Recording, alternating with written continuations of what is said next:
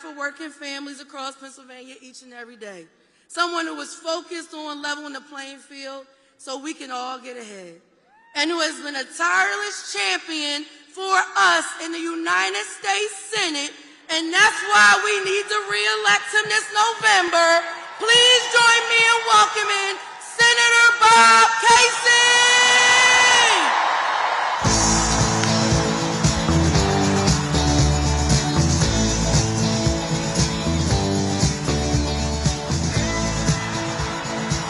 Thanks, everybody. Let's hear it for Tahita.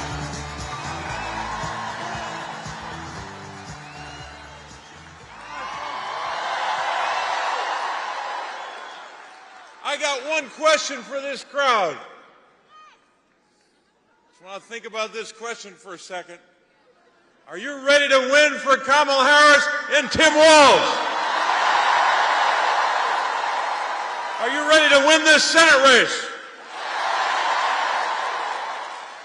Now, I know we got a lot of folks from Philly. How many people here from the city of Philadelphia? Now, I'm going to do this by geography from right to left. Bucks County, Montgomery County, Chester County, Delaware County. Anybody here from Scranton? We'll get to all the other counties later, but I want to thank you all for being here tonight. We want to thank President Obama for being here with us tonight. The president who made it possible for us to pass into law the Affordable Care Act, which brought health care to 1.4 million Pennsylvanians. And you all know what this race is about, both the presidential race, my race, and all the races for Congress. This is an election about working families. It's about an election to lower costs, to fight the fentanyl crisis, and to fight for women's rights, workers' rights, and voting rights.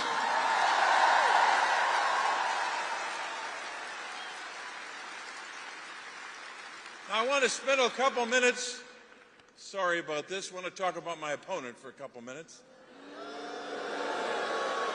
You might know him. He's a former hedge fund CEO. He's got a little money. He's worth a couple $100 million. And while I was delivering for the people of Pennsylvania, delivering for our families, investing in our schools and our communities, he was running this hedge fund and delivering for China. That's what he was doing. He started this campaign lying about living in Pennsylvania. He was living in Connecticut. The Associated Press told us that. Not that I remember the date, but it was August 14th, 2023. Just read it, take a look at it. He didn't vote in Pennsylvania for 15 years. He even told stories about how he grew up. He said he came from nothing. At one point he said he was a farmer, and he was a hedge fund CEO. So he doesn't understand our Commonwealth, and he doesn't understand the people of our state that make Pennsylvania what it is. So, while all of you were working with us on greedflation, going after big companies that are ripping off families on food and household items, price gouging, I introduced legislation to go after these big companies for gouging families. You know who opposed that bill? My opponent. He's wrong about that. We should go after those companies and hold them accountable. So, you know where he is. He's on the side of big corporations and billionaires. He's already promised them that he's going to vote for their tax cuts for those big companies and billionaires that I've already voted against, and I've told them if they try to increase taxes on working families to give a tax cut to billionaires and big corporations, I'm voting against them.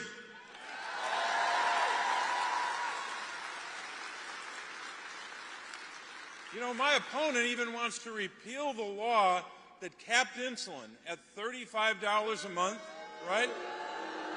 Boo, right. And that law also will put in place this January a cap on all out-of-pocket costs, drug costs for seniors. He opposes that bill. So all these big billionaires are coming into Pennsylvania, these out-of-state billionaires. They're paying for 80% of his ads, attacking me. Well, I got news for those billionaires. On Election Day, not only am I going to beat David McCormick, but we're going to beat those billionaires too.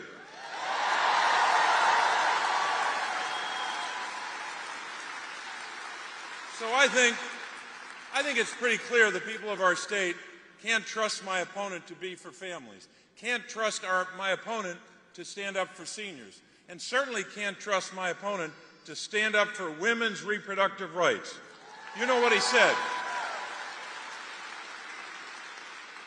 You know what he said when Roe v. Wade was overturned. Here's what he said. He said that quote made him very, very happy. I don't believe our daughters should have fewer rights than their mothers or their grandmothers. Right?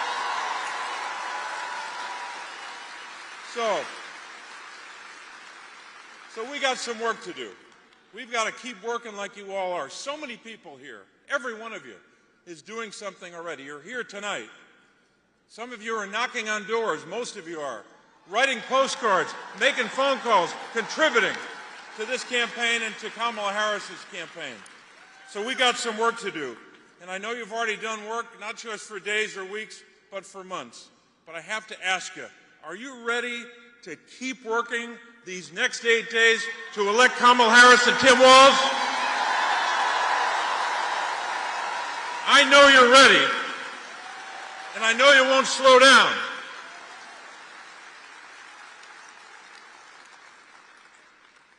So I just want to do one more thing. I want to make an introduction. Let me start by saying I think we can all agree that the last 25 years in America have been tough years for our country.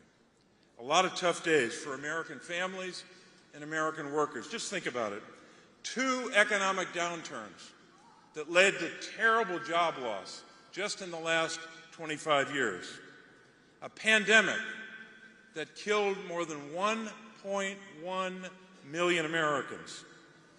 We've had a terrible rise in gun violence the last 25 years.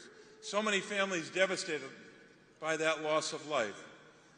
A fentanyl and an overdose crisis as well.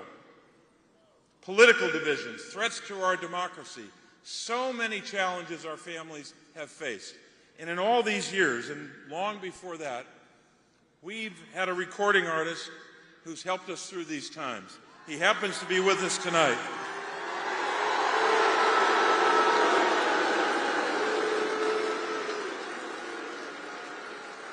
For those watching on television, that was Bruce.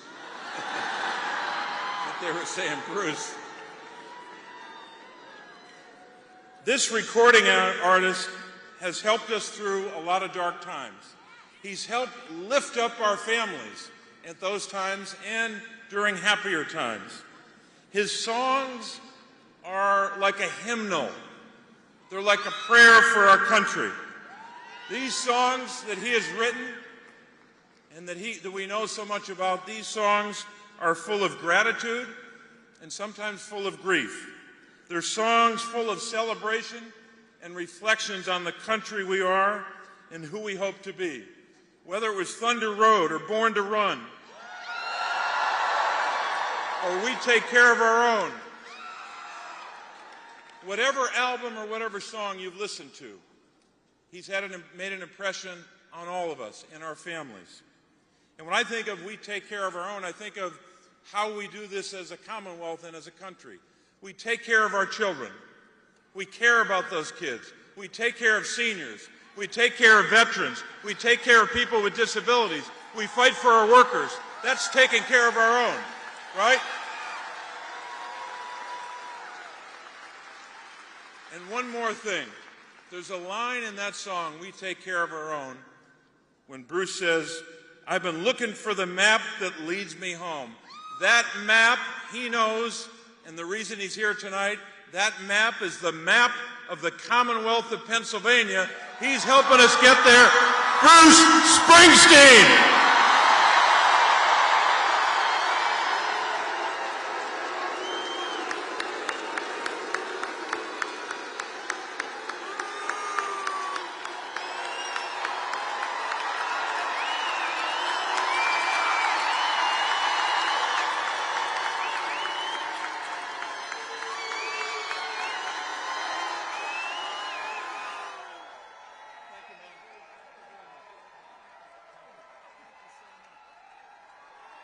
Thank you, Senator Casey. Hello, Philadelphia. All right.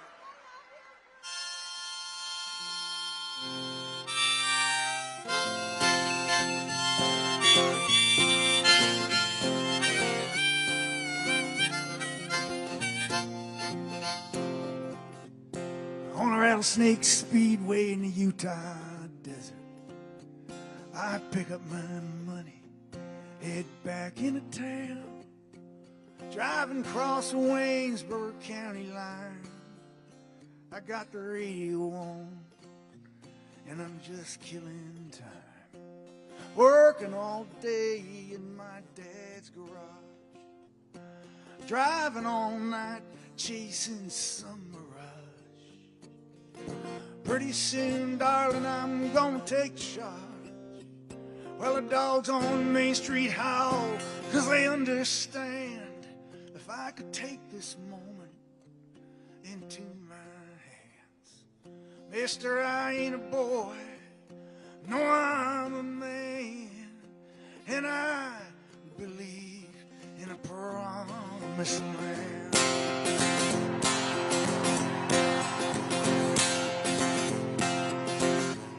I've done my best now to live the right way.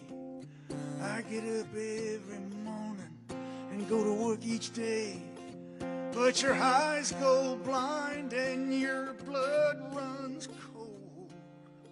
Sometimes I feel so weak, I just want to explode and tear this whole town apart. Take a knife and cut this pain from my heart.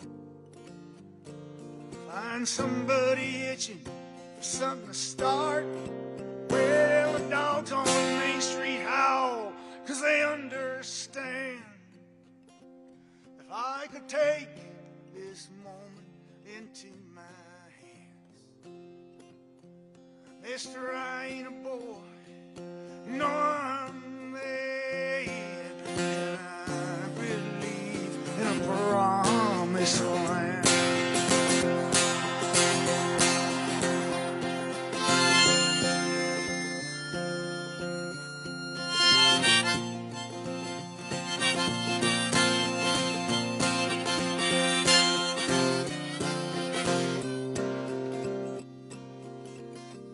Now there's a dark cloud rising from the desert floor. I packed my bags and I'm headed straight into the storm. There's gonna be a twister to blow everything down that ain't got the faith to stand its ground. Blow away the dreams that tear you apart. Blow away the dreams that break your heart. Blow away the lies that leave you nothing but lost and broken hearts.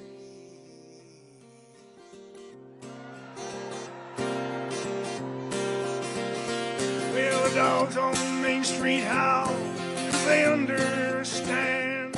If I could take this moment into my hands, mister, I ain't a boy, no, I'm a man, and I believe in a promised land, and I believe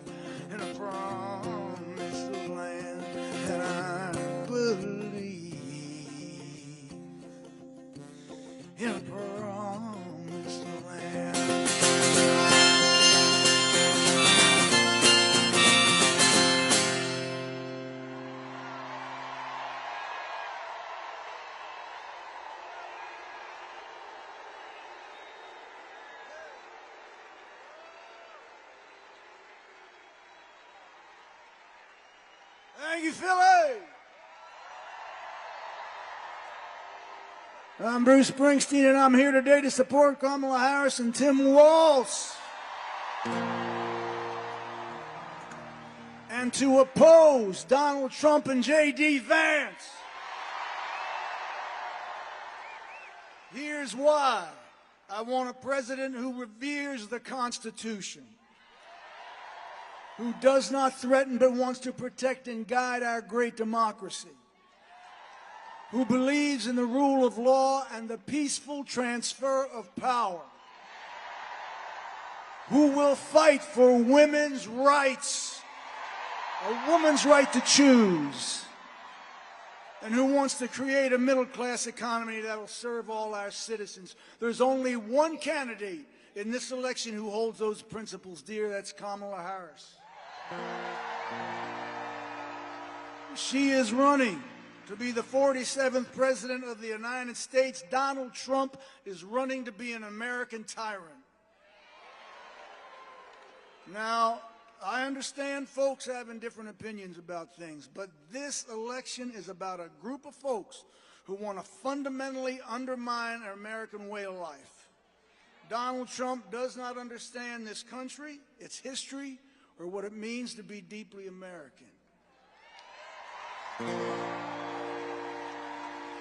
That's why on November 5th, I'm casting my vote for Kamala Harris and Tim Walz.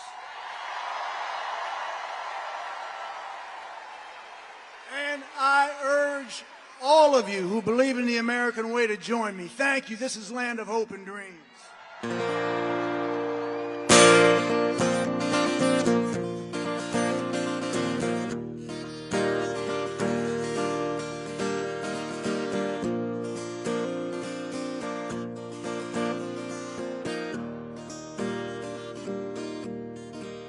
Grab your ticket and your suitcase.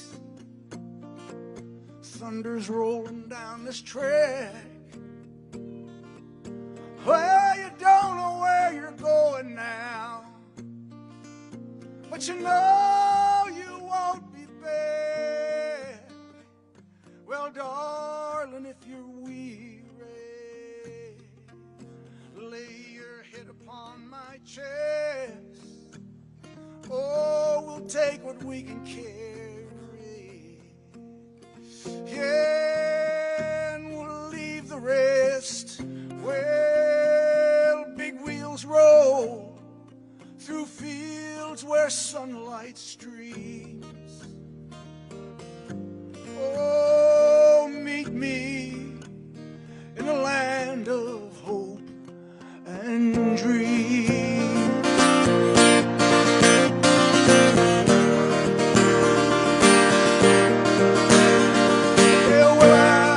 Provide for you, oh, and I'll stand by your side, 'cause you'll need a good companion now, all for this part of the ride. Yeah, leave behind your sorrow, let this day be the last. Yeah, tomorrow there'll be sunshine, and all this darkness past.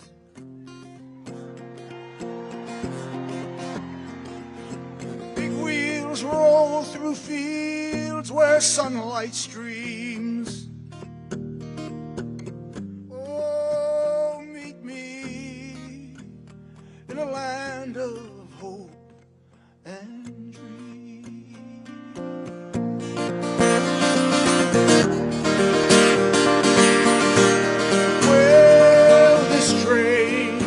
Carries saints and sinners. Oh, this train carries losers and winners. This train carries hard gamblers. Oh, this train carries lost souls. I said now this train, dreams will not be thwarted on this train. Faith will be rewarded on this train. Hear the steel wheels singing on this train. bells of freedom ringing.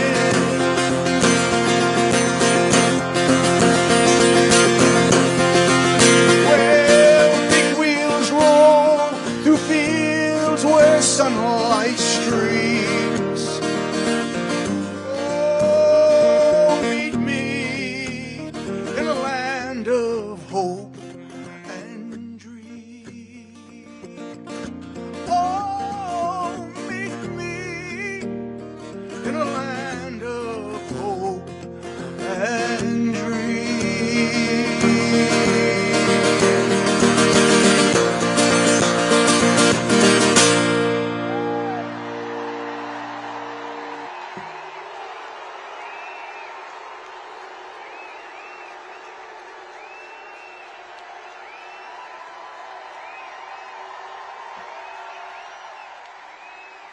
All right.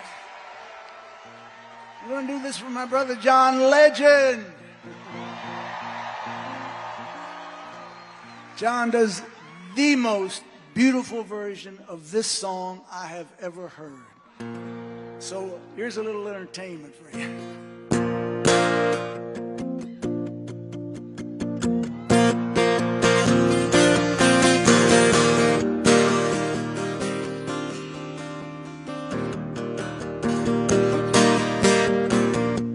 Get up in the evening,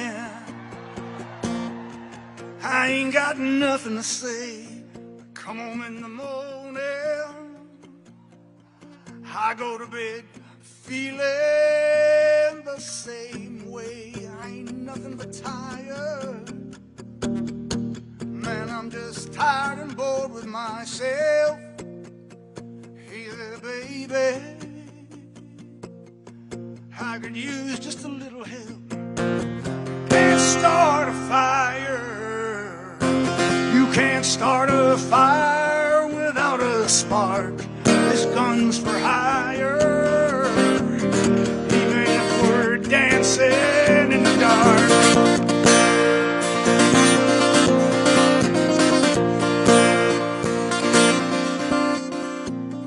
Messages keep getting clearer. Radio's on and I'm moving around the place. Check my look in the mirror. Wanna change my clothes, my hair, my face. Man, I ain't getting nowhere. Oh, just living in a dump like this. There's something happening somewhere. I just know this. Can't start a fire. Can't start a fire without a spark. This gun's for hire. Even if we're dancing in the dark. Oh, sit around getting older. There's a joke here somewhere, and it's on me. Shake this world off my shoulders. Come on, baby, have a laugh on me. Stay on the streets of this town, and they'll be carving you up all right. Say you gotta stay hungry. Well, I'm just about starving tonight. I'm dying for some action. Sick of sitting around here trying to write this book. I need a love reaction. Come on now, baby, give me just one look. Can't start a fire. Can't start a fire. This comes for higher. Even if we're just dancing in the dark, you can't start a fire. Worrying about your little world falling apart. This gun's for higher. Even if we're just dancing in the dark.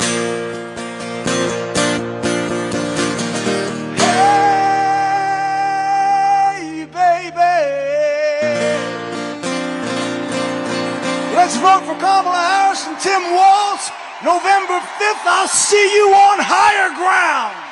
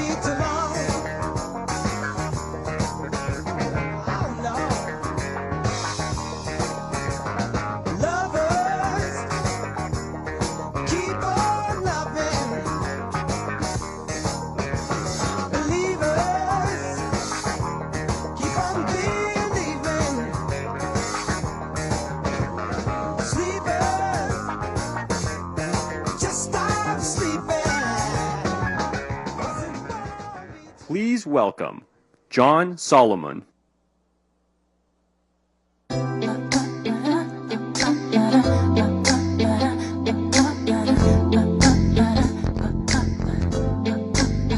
Bring the beat in.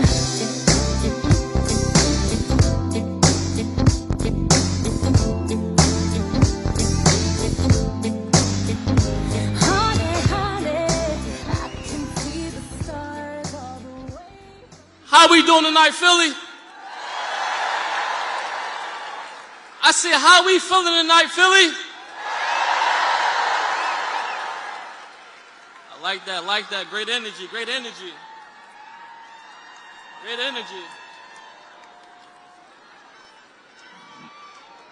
My name is John Solomon. I was born and raised just up the street, and I'm honored to be here tonight. Honored.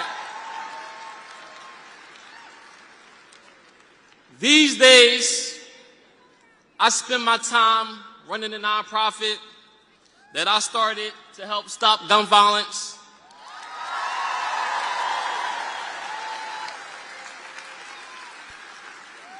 Right here in the city of Philadelphia, and help our communities get ahead.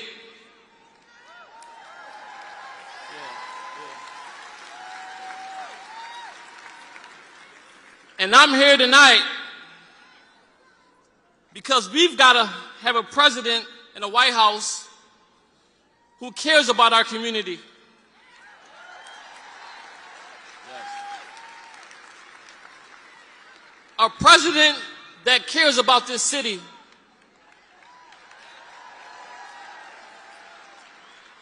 A president that understands the problems that we're working with.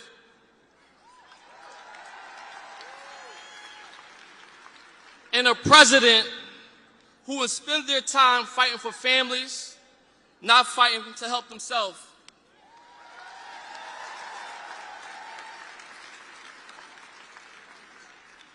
We need someone who believes in freedom,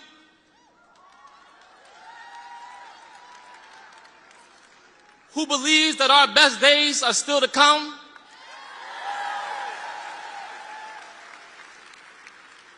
we deserve a president who will take us forward, not back.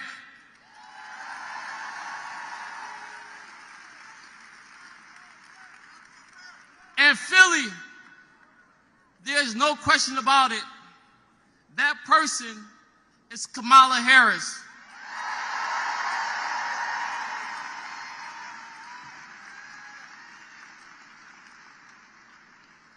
She spent her entire life fighting to help working people get ahead.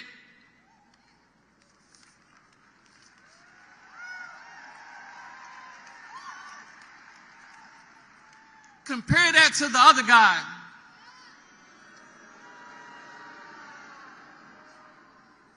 Who has insulted us again and again and called our city egregious, corrupt, and so much more.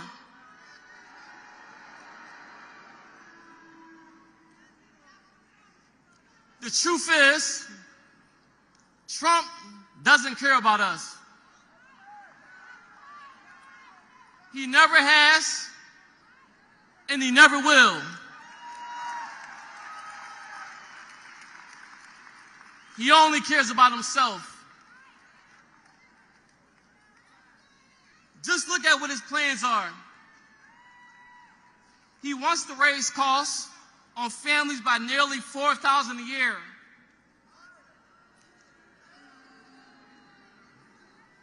He rolled back even more of our hard-won freedoms with his Project Agenda 2025. Trump wants to divide us. But guess what, Philly? We are not going back.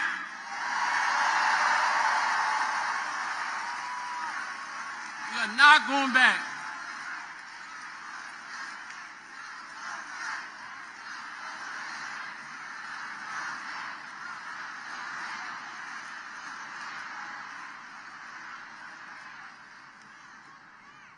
It's time to turn the page on Trump and his chaos and division. We've got just over a week. And as one of our great presidents taught us, we've got the power to make the kind of change we want to see in this country.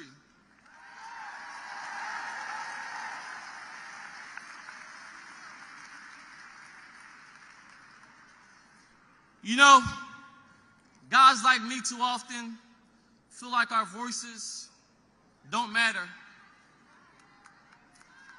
But I stand here today as a little black kid from North Philadelphia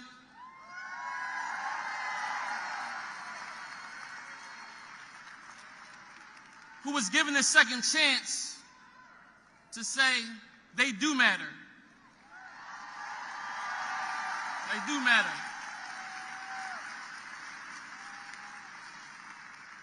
And when we use them, we can change the world.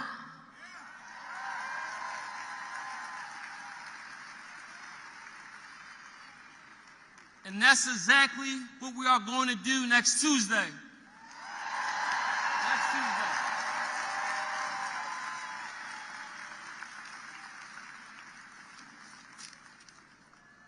Now,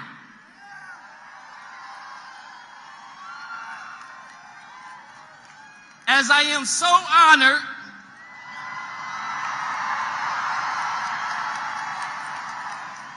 to introduce the man Pennsylvania helped elect in 2008,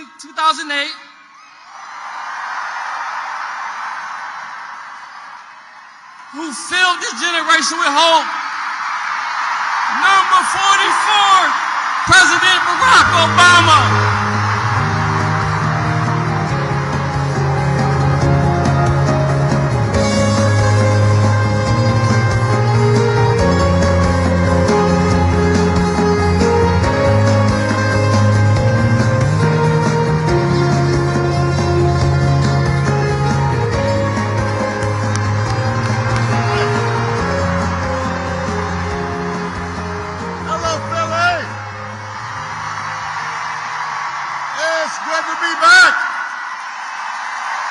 Are you fired up? Are you ready to go? All right. It is good to be back in Pennsylvania, good to be back in Philadelphia. Give it up for John and his outstanding introduction. Yeah, it's good to be back. Y'all in a good mood. The Eagles looked good yesterday.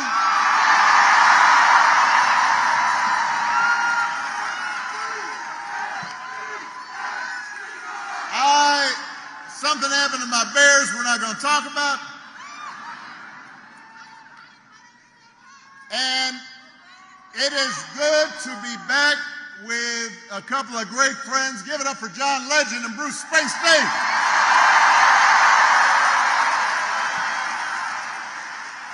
There's a reason why those guys are headliners. They are tough acts to follow. I was going to come up here and sing a little with them, but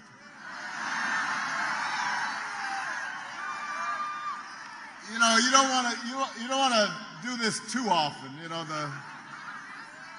people might start taking me for granted.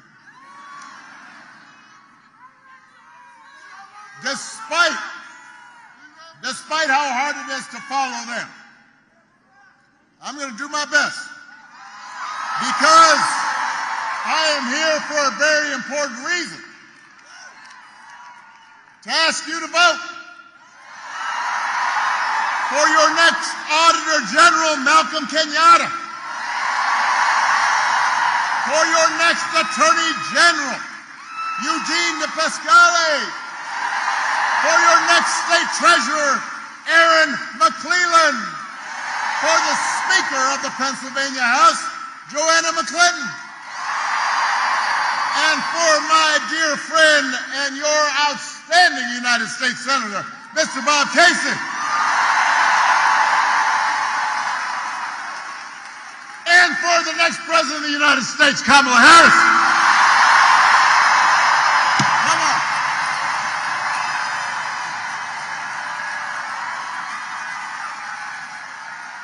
Yeah. Now you've heard this already, but it's worth repeating. If you plan to vote early in person, tomorrow is your last chance. Do it tomorrow. Do not dilly or dally. Get out there. Vote.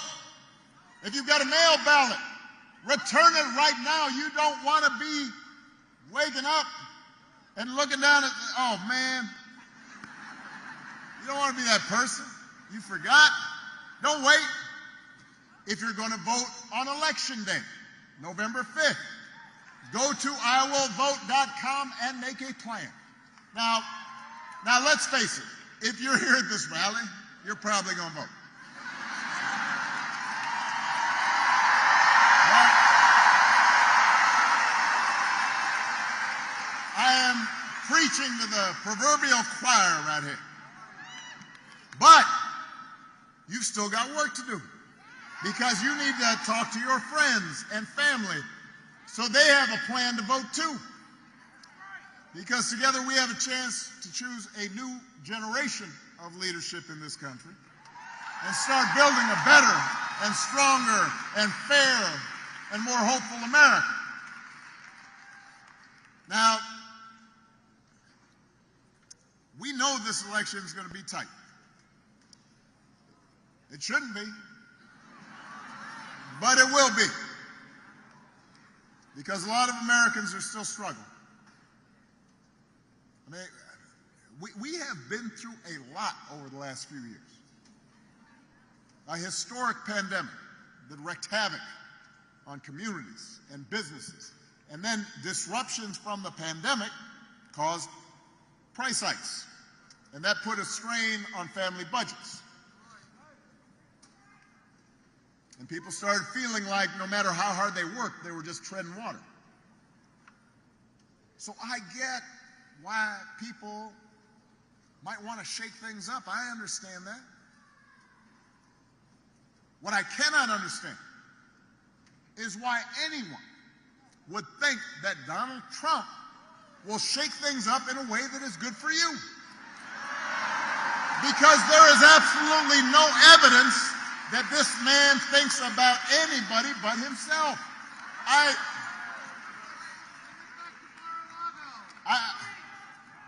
said this before.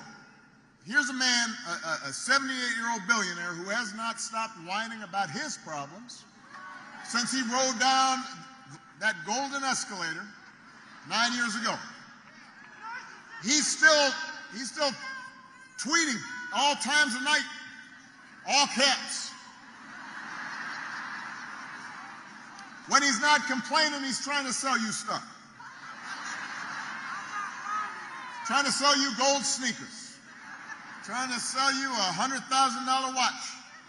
Says it's a Swiss watch. They can't find where in Switzerland it's actually made. But he wants to sell you a Trump Bible. Do not boo, vote. Remember that. I want everybody to understand, nobody can hear your boos, but they can hear your vote.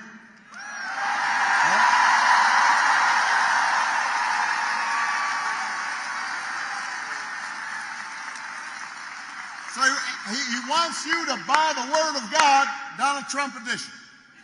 Got his name right there next to Matthew and Luke.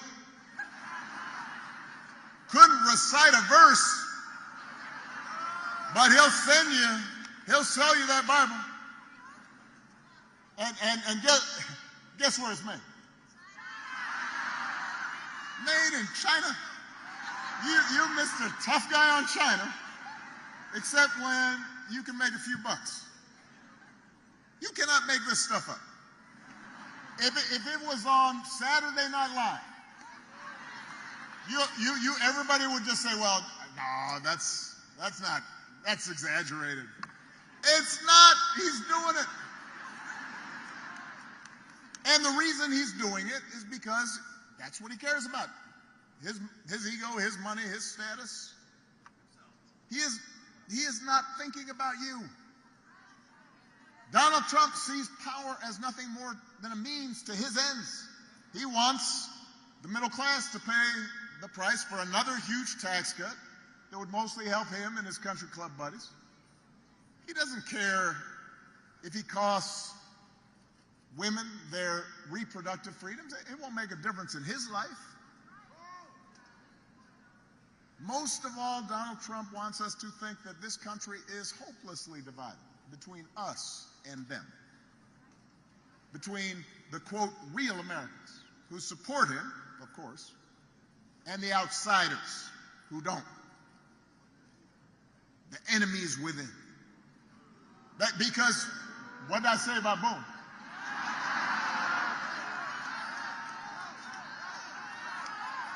Vote.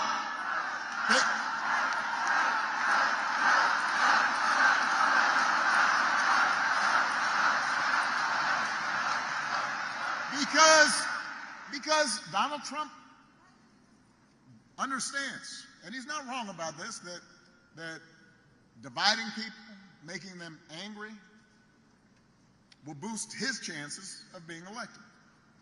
It's not good for the country, but it might improve his odds. We saw it last night. I know nobody's going to boo now. All you're going to do is vote. Hold on a second. So the man holds this big rally at Madison Square Garden. And the warm-up speakers were saying we're trotting out and peddling the most racist, sexist, bigoted stereotypes. One guy called Puerto Rico, quote, an island of garbage. Now,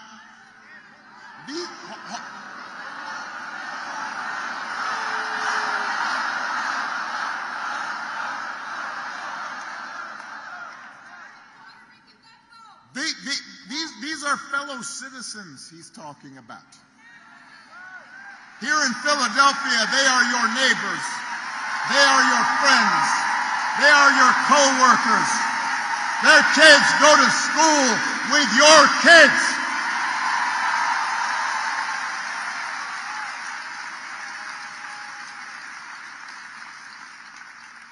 These are Americans. They're people. And that is the reason why this election should not be close. It should be clear. Here's a good rule. If somebody does not respect you,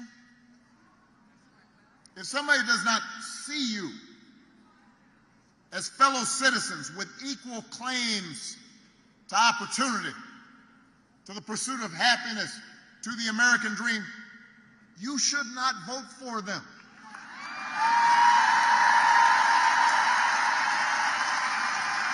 You should not expect them to make your life better.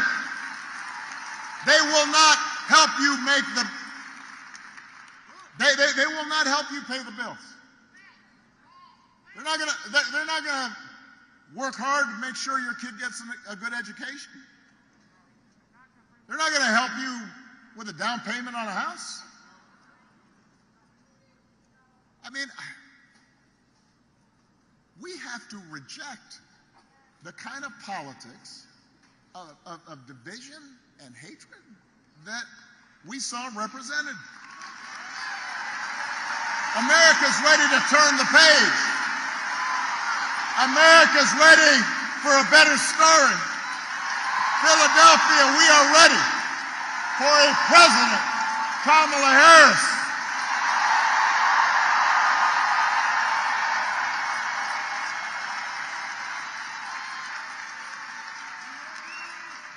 And the good news is Kamala Harris is ready for the job. I mean, this is a leader who has spent her life fighting on behalf of people who need a voice and need a champion. Kamala wasn't born into privilege. She was raised in a middle-class family. Worked at McDonald's when she was in college to pay her expenses. She didn't just pretend to work at McDonald's when it was closed.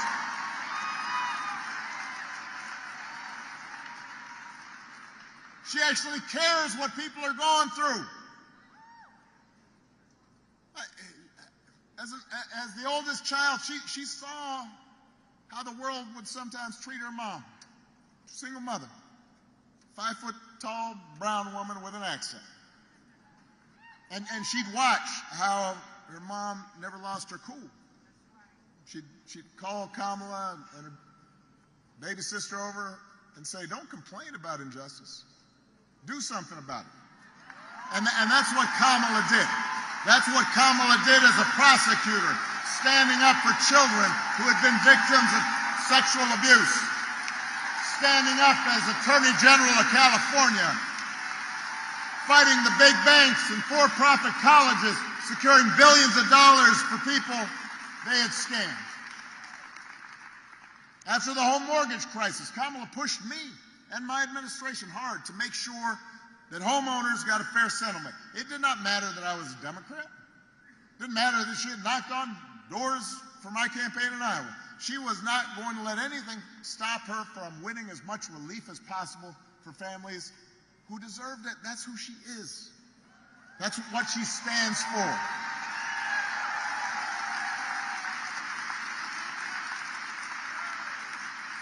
You may not agree with every decision she makes. You didn't agree with every decision I made.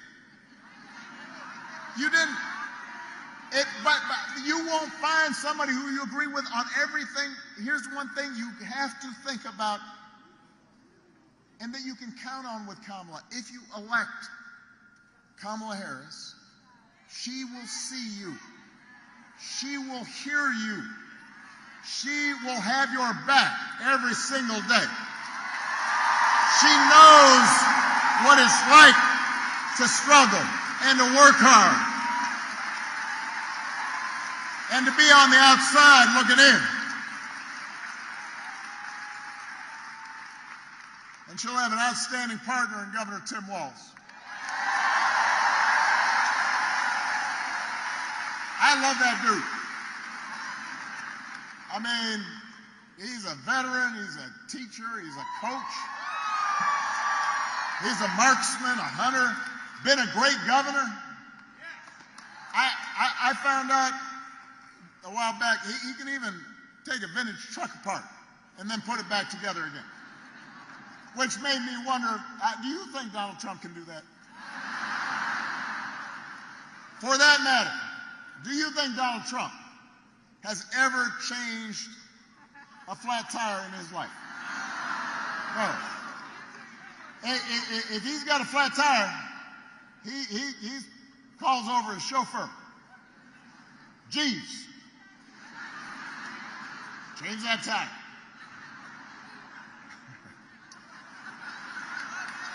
I don't know that his name is actually Jeeves, but it might be. Got a fake English accent? Jeeves. Hey, listen, the point is, if you elect Kamala and Tim, they won't be focused on their problems, they'll be focused on your problems.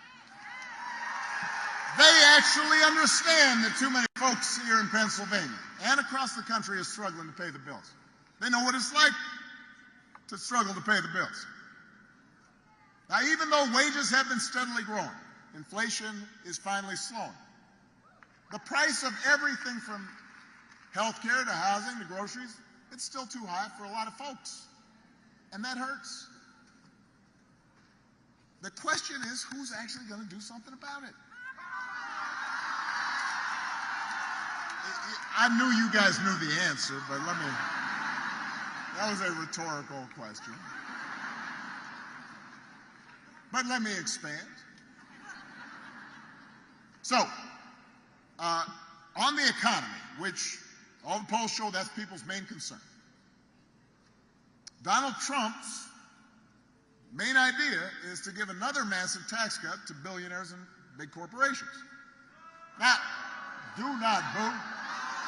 No, that's the last time I'm going to say it. I know y'all got it now. Now, I have heard, because I'm talking to folks, and what I understand is some people are saying, well, I remember the economy when he first came in, that was pretty good. Yeah, it was good because it was my economy. Yes. I had spent the previous 8 years. I had spent the previous 8 years cleaning up the mess the Republicans had left me. Financial crisis, Great Recession, the auto industry flat on its back. And after those 8 years, I then handed over 75 straight months of job growth to Donald Trump. And all he did was give a tax cut to people who didn't need it, drove up the deficit in the process. Now he wants to do it all over again. So, all right, so that's on the economy. People have this weird pre-COVID memory as if somehow he did something. He didn't do nothing. The other thing that I hear is, well, Donald Trump sent me a check during the pandemic. Now, I want you to understand this. First of all, Congress sent you a check. Democrats and Republicans, in the midst of a crisis, passed a law so that people could absorb not working during COVID. And, by the way, Joe Biden also sent you a check during the pandemic. Just like I gave people financial relief during the Great Recession, the difference is Joe Biden and I didn't put our names on the check because it wasn't about feeding our egos or advancing our politics. It was about helping people out during a tough time. So don't be fooled. I'm serious, because I've heard this a bunch of times. Well, I got a check. Don't be fooled into thinking that somehow that was something special. Do not fall for that okie doke. Do not be bamboozled. Don't be hoodwinked. And don't get fooled when he talks about health care either. If you ask Donald Trump, what's his idea to make health care more affordable, he's got one answer, which is, well, we're going to replace Obamacare, Affordable Care Act. He's not actually sure why it should be replaced, except for the fact that I did it. I have space in his head. But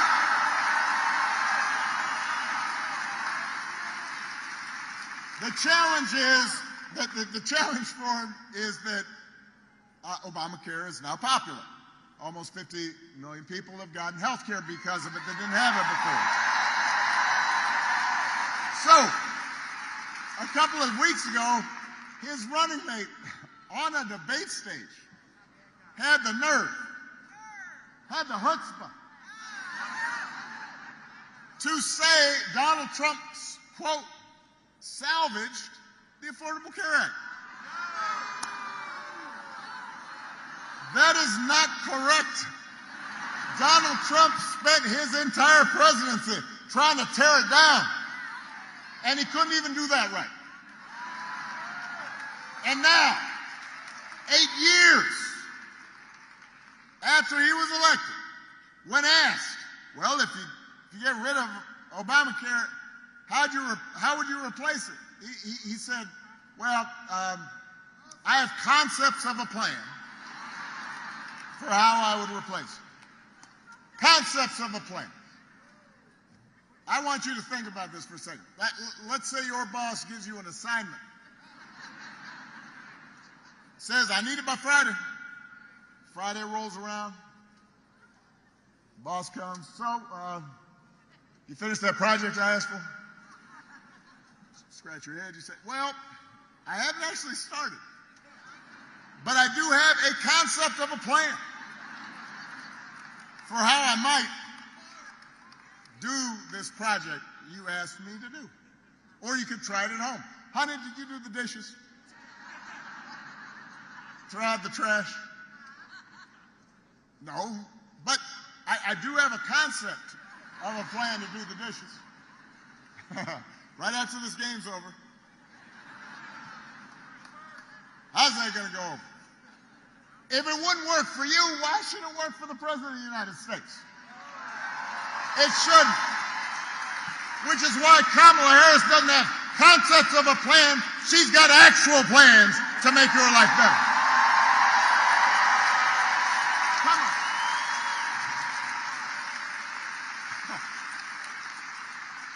Concepts of a plan. Kamala has plans to go after corporations that unfairly jack up prices. She has plans to make it easier for you to build and buy a home. She's got plans to limit out-of-pocket health care costs. She's got a plan to give a tax cut to 100 million middle-class and working Americans. And if Congress passes a bill to restore the reproductive freedom that women had for nearly 50 years, the freedom that Donald Trump bragged about taking away, Kamala Harris will sign it into law.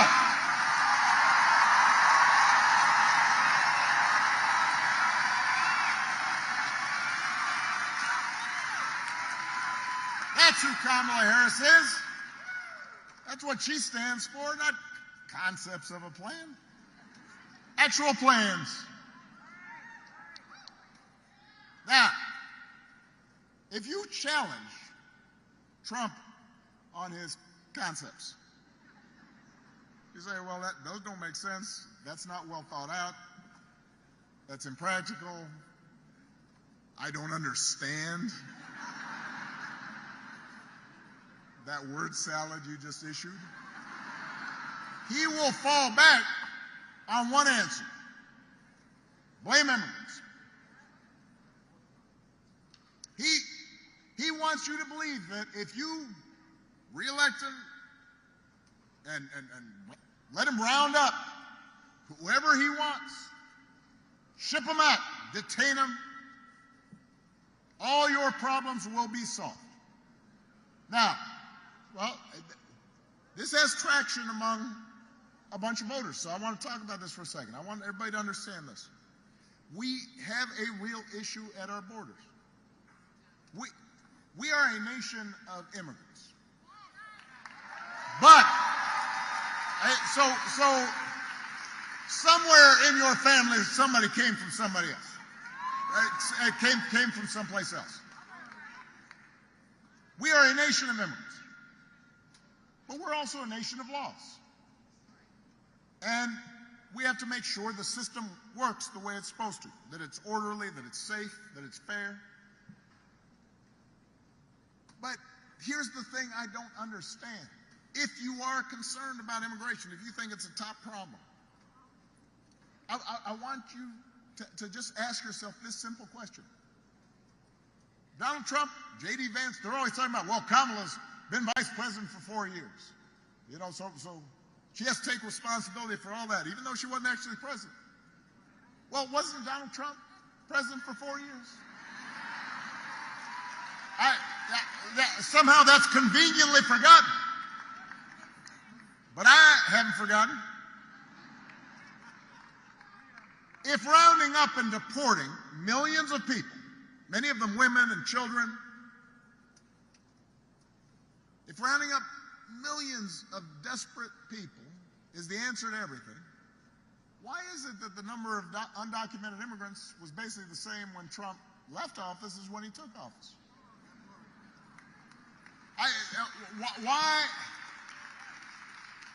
Why didn't he solve this problem when he was in office?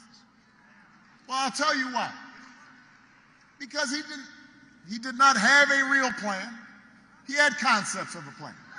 And it was a mean and ugly plan and an impractical plan. You know what would actually help bring order to the border and fix our immigration system? A bipartisan deal that Kamala Harris, as vice president, supported, even though it was written by one of the most conservative Republicans in Congress, and Congress was all set to go. And then Donald Trump called up the Republicans in Congress and said, well, you can't vote for that. Because he believed that it was better not to solve the problem so he could use the issue in the election. So he could engage in fear-mongering. Vote. We do not need a president who will make problems worse just to make his politics better. We need a president who actually cares about solving problems, not exploiting problems, about making your life better, not just making you angry and resentful. We need somebody like Kamala Harris who will be focused on doing the right thing, rolling up her sleeves, getting stuff done. And to help her do it, she's going to need a Senate full of public servants like Bob Casey.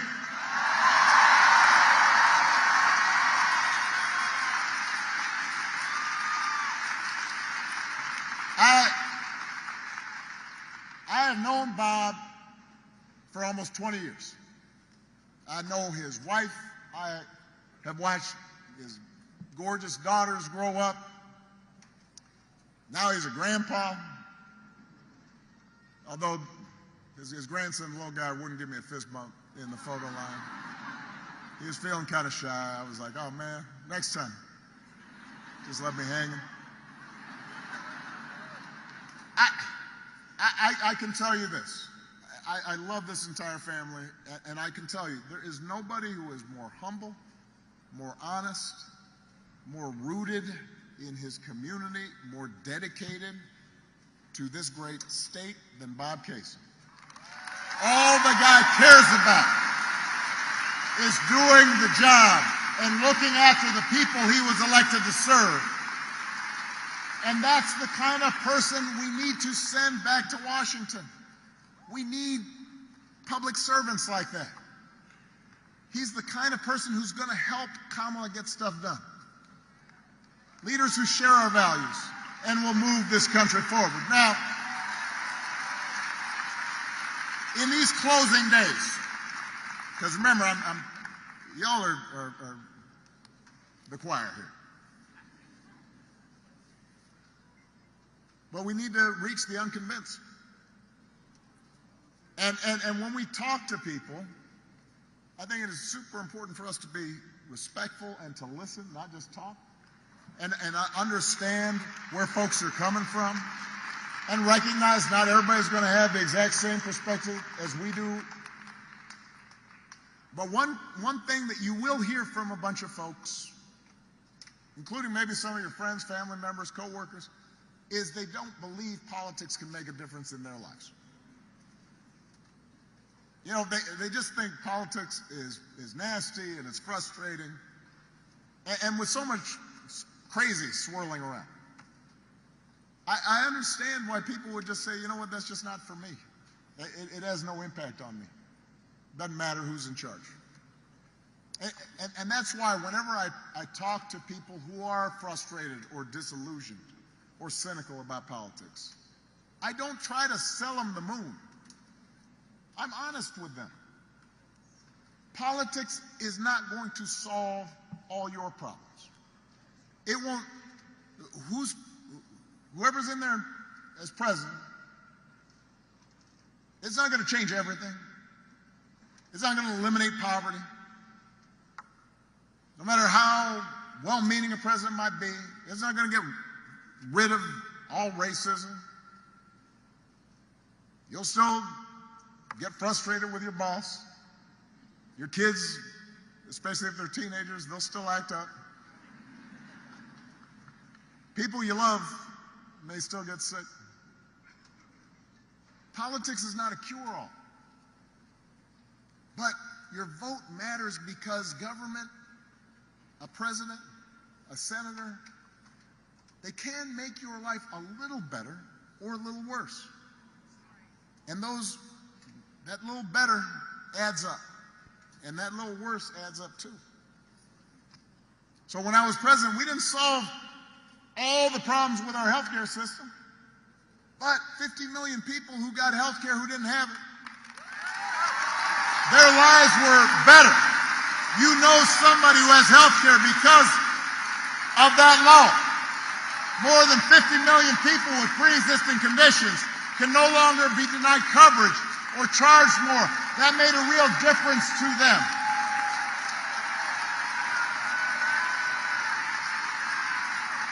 The Biden-Harris administration making insulin, capping it at $35, making prescription drug prices cheaper. That helped somebody. It made their lives a little better. And all that better adds up. Now, the reverse is true. And I'm going to give you one more example. When I was president, we put together an entire playbook for how to deal with the pandemic. We had dealt already with H1N1 right at the first year of my term. We dealt with Ebola in my second term. And so we said, you know what? Scientists are telling us that eventually there's going to be a serious airborne pandemic.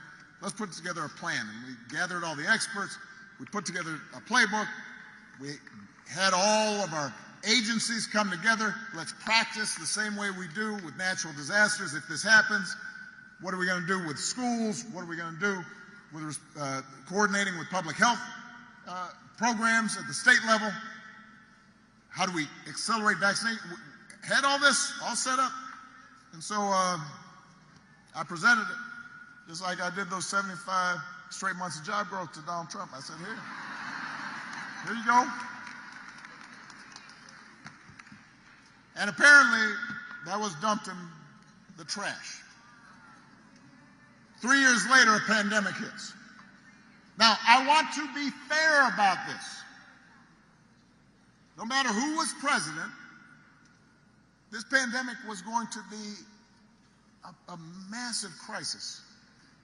People were going to get sick. People were going to die. There were going to be businesses shut down, travel restrictions. I mean, this was a once in 100 years pandemic. But if you look at a country like Canada, their per capita death rate was 60% lower than the United States. Now, I want you to do the math. Over 1 million people died during the pandemic here in the United States from COVID.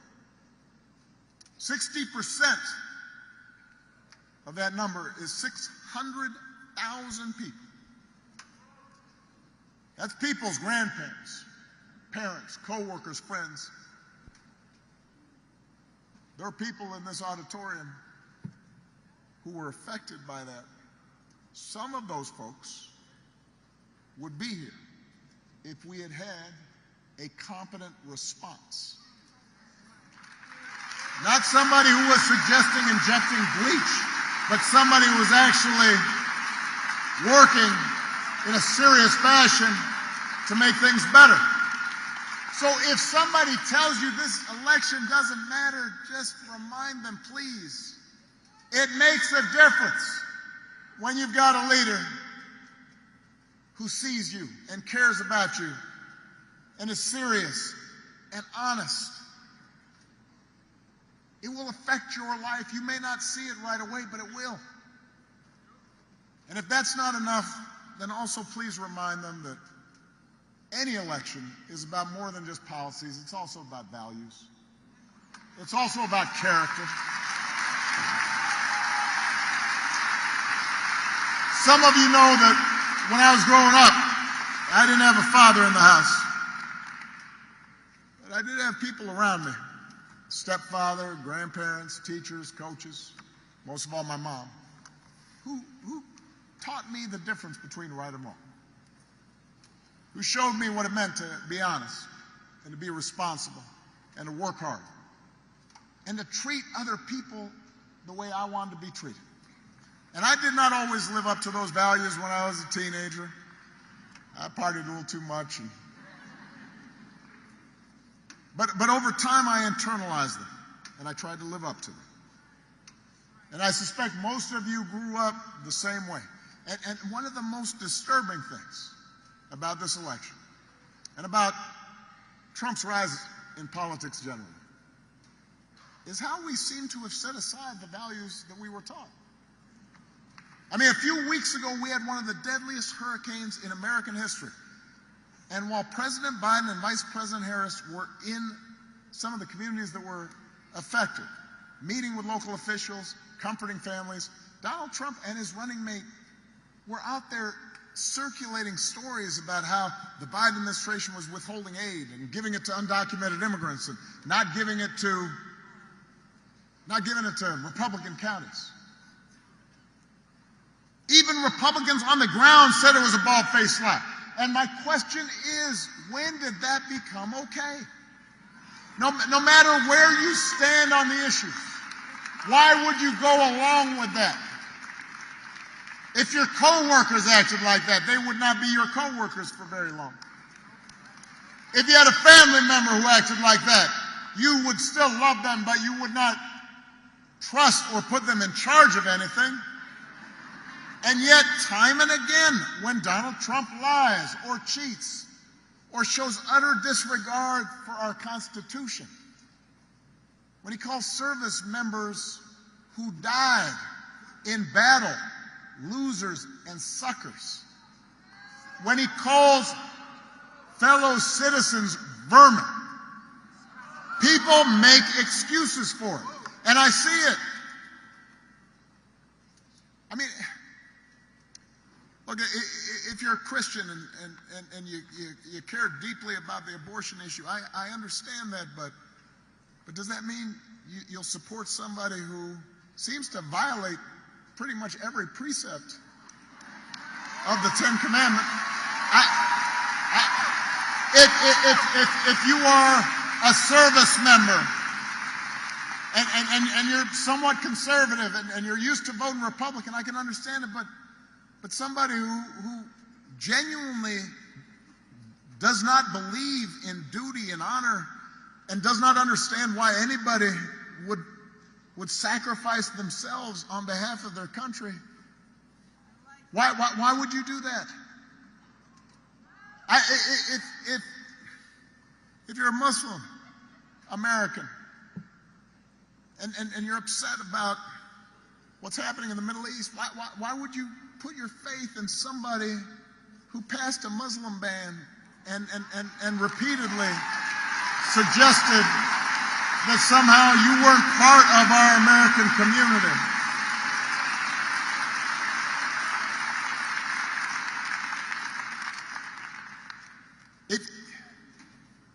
If you're an African American or Latino, if you're from Puerto Rico and you see somebody whose values seem to indicate that you're not part of their equation, how do you think it's okay? How can you tell yourself it's okay as long as our side wins? And I've noticed this especially with some men who seem to think Trump's behavior is somehow a sign of strength.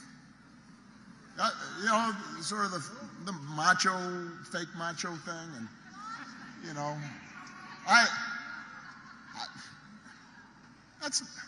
I'm here to tell you that's not what real strength is. It never has been.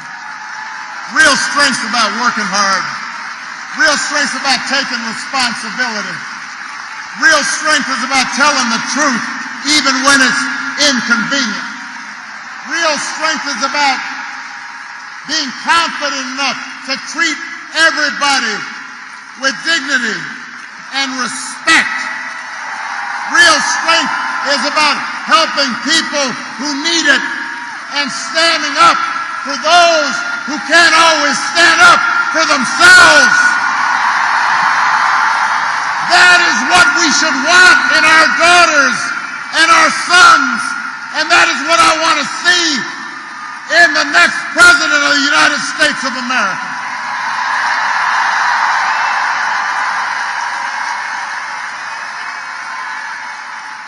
And the good news is that you have candidates to vote for in this election who demonstrate that kind of character, who know what real strength looks like, who will set a good example and do the right thing and leave this country better than they found it. And Pennsylvania, that is the choice in this election. It's not just policies that are on the ballot, it's who we are and what we stand for. So whether this election is making you feel excited or scared or hopeful or frustrated or anything in between, do not sit back. Don't just hope for the best. Get off your couch and vote. Put down your phone and vote. Vote for Kamala Harris as the next president. Vote for Tim Walz as the next vice president. Vote for Bob Casey and this whole incredible Pennsylvania Democratic ticket. Help your family and friends and neighbors and co-workers go to the polls. If enough of us make our voices heard, we will leave no doubt about the outcome of this election. We will leave no doubt about who we are and what America stands for. And together we will keep building a country that is more fair and more just and more equal and more free. That is our task. That is our responsibility. Let's go do the work. Thank you, Philadelphia. Thank you, Pennsylvania. Let's go vote. Windows rolling down this track. Well, you don't know where you're going now, but you know you won't be back. Well, darling, if you're weary, lay your head upon my chest. We'll take what we can carry, yeah, and we'll leave the rest. Well, big wheels